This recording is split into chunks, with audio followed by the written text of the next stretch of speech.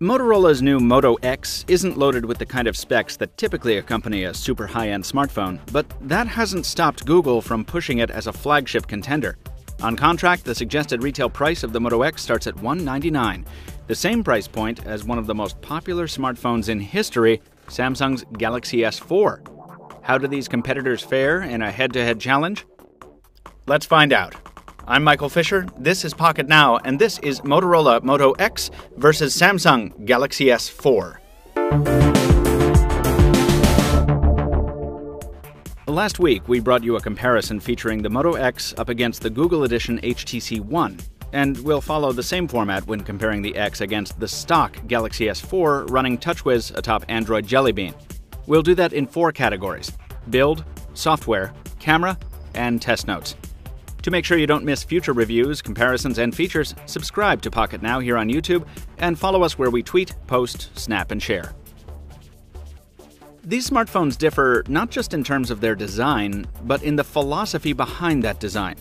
Samsung's Galaxy S4 is largely a refresh of last year's Galaxy S3, but made even lighter and thinner. By contrast, the Moto X is a complete departure from the hard, angular Motorola of old. It's tangible proof that Google's acquisition of the company has had a significant impact. The X features a curved back with a finger-friendly dimple and a soft-touch finish, while the Galaxy S4 offers the now familiar glossy plastic hyperglaze coating that looks good but scratches easily. While our Moto X is black, the highly customizable device will be available in over 250 color combinations, and it's fully assembled in the USA. The Galaxy S4, like most other smartphones, is manufactured outside the US, and it's available in just a handful of colors. A much more visible difference between these devices is found in the display. While the Moto X manages quite a feat in packing a 4.7-inch 720p AMOLED screen into its petite chassis, the Galaxy S4 is no slouch here either. A 5-inch 1080p AMOLED panel has the X's screen beat in size and in resolution. We found that the X does offer higher saturation and warmer whites, regardless of the display mode selected, but neither of these screens is hurting for color vibrance or black levels. There's no getting around the S4's higher resolution and pixel density, and if you try hard, you can probably make it out, but only if you're looking for the difference.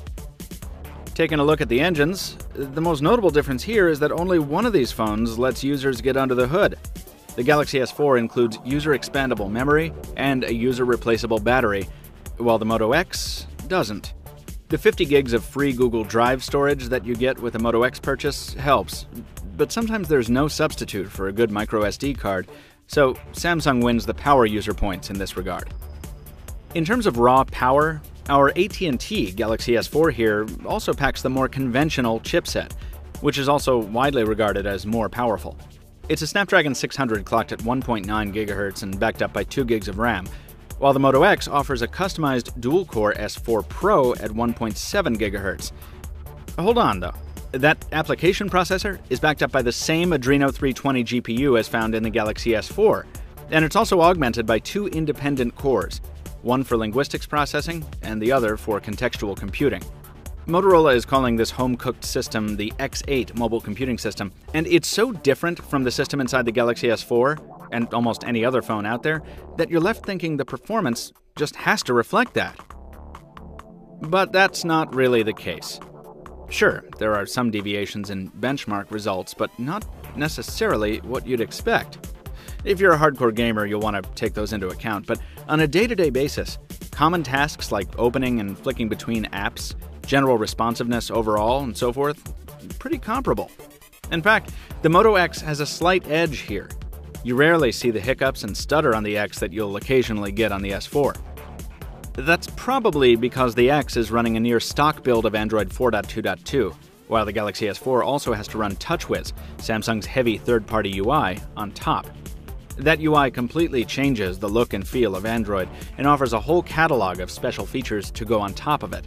That catalog includes everything from Smart Stay, which keeps the screen on while you're looking at it, to Air Gesture, which allows you to use your finger like a hovering stylus, and much, much more. Whether those features are worth anything to you depends on your own taste. See our Galaxy S4 full review to help with that, but there's a lot of them. With the S4, the name of the game is quantity of features, not quality. Now, Google and Motorola have opted for a completely different approach on the X, emphasizing just a few added features. These make use of the Moto X's special processing cores to allow for such add-ons as touchless control, which lets you give the phone verbal, hands-free commands even when it's in standby, and active display, which detects when the phone is removed from a pocket or flipped over on a table and displays a quick summary of received notifications.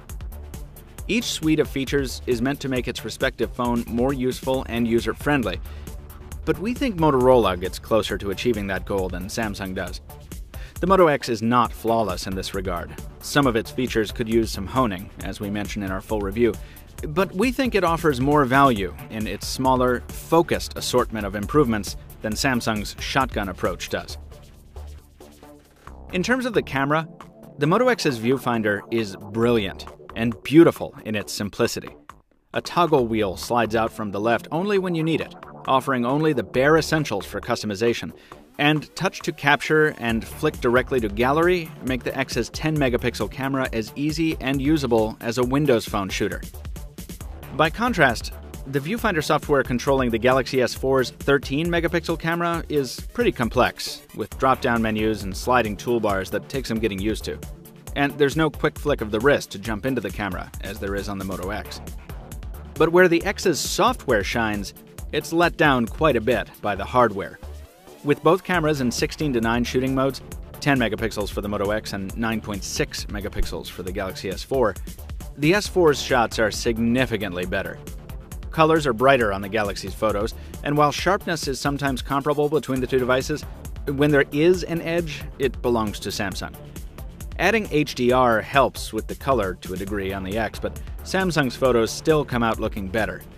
The Moto X does try its best to deliver a sharper low-light experience than the S4, and in normal automatic shooting modes it succeeds to a degree, but the amount of noise in the X's shots is almost absurd.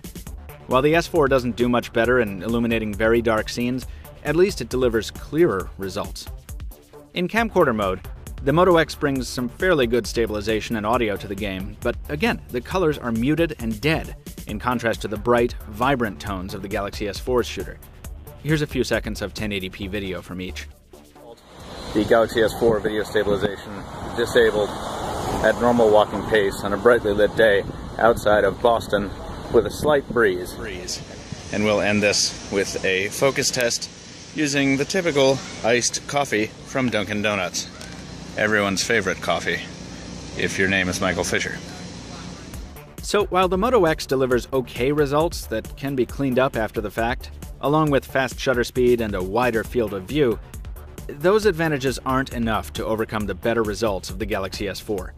The Samsung shooter trounces the Motorola camera, and that's not even taking into account Samsung's more customizable shooting modes.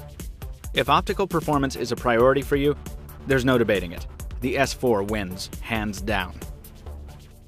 But the pendulum swings the other way in terms of voice calls, a field Motorola has quite a bit of experience in. This shouldn't be a surprise if you've watched our other Galaxy S4 comparisons, but the Moto X delivers much better quality on both sides of the call, and much better noise cancellation as well. It's also more pleasant to talk on thanks to that curved construction. In phone calling, it's the winner all around. That advantage persists in terms of speakerphone, though we are dealing with a very loud speaker on both of these units. If pressed, we'd probably prefer the speaker on the X, due to its slight edge and bass and a slightly fuller sound. That advantage also translates to the headphone listening experience as well.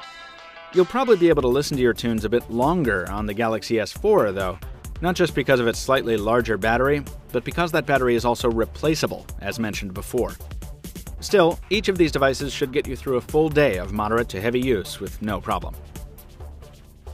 The story of these two devices is one of fundamentally different concepts, resulting in totally divergent end results. They both have their ups and downs, and where your priorities lie will govern which is the right one for you.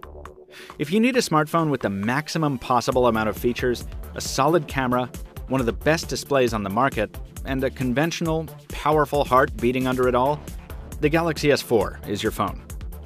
If, on the other hand, you're looking for a more palm-friendly, more rugged build, more polished features and software, excellent voice quality, and more customization than you can find anywhere else, the American-assembled Moto X is the better fit. Either way, though, these are both excellent products in their own way, so the money you shell out will be well spent. Thank you for tuning in for this one, folks. We hope you enjoyed this comparison. As I mentioned before, we have a full review on each of these devices on our YouTube channel and a full written review at pocketnow.com. Visit us there, but before you go anywhere, please toss us a like if you enjoyed the video, leave a comment down below if you have some feedback, follow us on social media, and stay tuned for the next one. It's coming very soon. Until then, thank you for watching. This has been Michael Fisher with Pocket Now. We'll see you then.